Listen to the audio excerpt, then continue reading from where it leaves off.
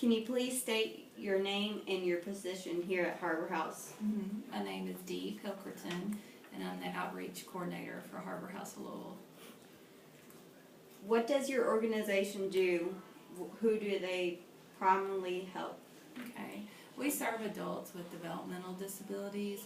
These folks may have autism, Down syndrome, cerebral palsy, some form of a disability, but Harbor House is a day program that's a training and development center for the folks that we serve. And they come in each weekday, Monday through Friday. We're not open nights and weekends. We're not a residential. We're a day program for these folks. They come in and they do all kinds of things. They work on mail jobs if they choose, work on the mail jobs earning a paycheck, and they do arts and crafts, different activities. They go out in the community and volunteer. We deliver Meals on Wheels and senior care experts. We deliver meals. Our staff will drive our participants out in the community.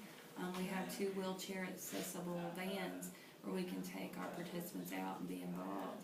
They go on outings, field trips. They go down and go to museums, movies, you name it. They're involved in the community, and some folks are even working out in the community as well. What services do you provide? We provide, of course, the on-site training and development. We also offer the bulk mail department that they can work in to earn a paycheck. We offer support and employment for those individuals that are able to work out in the community, where our support and employment department helps find jobs for those folks.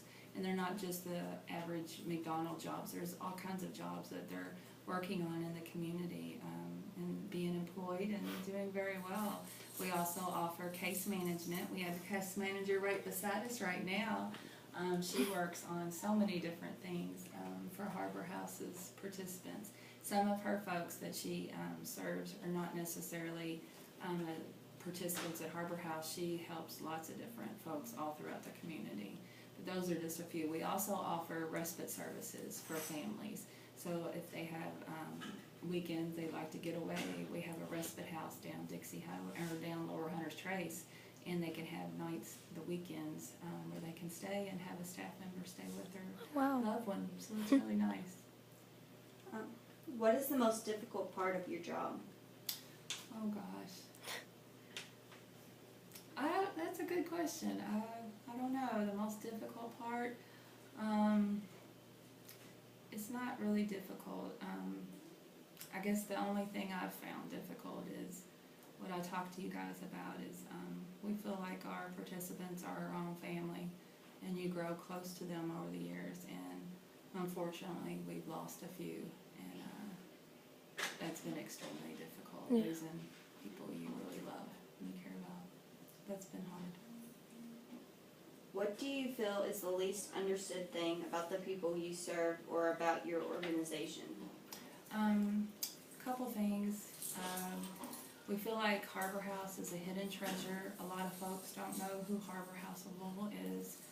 Some families have a loved one that they can stay in school until age 21, but after school the services stop in the state of Kentucky. And people don't realize there are places that exist like Harbor House where their loved ones can continue to grow and be with their peers and be involved in the community. So our big push is we need to let more people be aware. Community awareness is a big issue. We need people to understand who we are.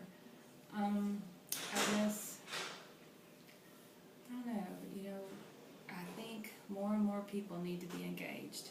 We need people to be more advocates for these folks, to speak to Senate and Congress about the need. Medicaid costs have risen, and of course when you see cuts about it on the news, sometimes people don't think about what it impacts, who it impacts. These folks are all on Medicaid waivers, and when you look at cuts, it can affect them personally. And we need to be their voice and speak up for them. So if we had more and more support from the community on their behalf, that would be great.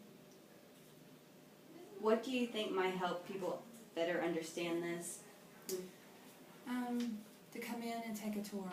If they come in to take a tour at Harbor House, they would get to see on site what we do, how they can help, how they can get involved. There's so many different ways to get involved, whether you volunteer, whether you become a donor, whether you go back to work and tell your employees, or if you're the employer, your workplace, your boss, whoever. More and more people need to learn about Harbor House and how they can get involved. There's lots of different ways, like bringing in your mail business to Harbor House. If you have mailings that go out from your business, as long as it's 200 pieces or above, you can help us by bringing your mailing services to Harbor House. Have our participants earn a paycheck by processing the mail. You get the deepest discounts possible as a consumer looking for a bulk mail department to process your mail needs. Those are great ways to help out. Why do you think this particular injustice continues to happen in our world? I think that some of our folks are often overlooked. We have folks that are kind of squeak by. Families are not aware of services and programs that are offered to them unless they're educated through family, friends, 7 county services. They're forgotten, and we got to be more strong advocates to the community and government. We need to let people know these folks, they all have the same wishes and desires and dreams like we all have, and we need to be their voice. And so people like you guys can get out and spread the word. Hey, come in, see this place. You can see what you can do by getting involved. What are some factors that contribute to this happening? I think there's so many great causes out in the world. I mean, everybody wants to look at how they can help so many different places. There's so many great charities that need help. For instance, the Crusade for Children. You can drive up and down Dixie Highway, and we're all anxiously, as we should be, wanting to help the children that need support. But I think sometimes people forget these children grow up and they become participants that we have at Harbor House, some of them. And just because they're adults doesn't mean they still don't need help. They do need help, if not more so. They need to continue growing. You know, you're only young once, but you're going to be 18 to who knows what age, but you need to be able to help support who's helping these folks and help them to improve programs and services that we can offer for these folks. Because this is the next population. We could be the next baby boomers, and we want these folks to do all that they can to help be a big part of the community.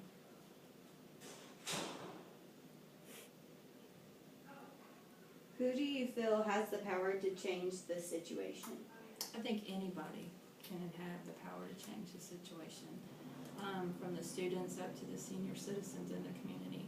Anybody who has a voice can speak up on behalf of Harbor House and our participants we serve just by telling a friend, hey, have you seen Harbor House? Have you went in for a tour?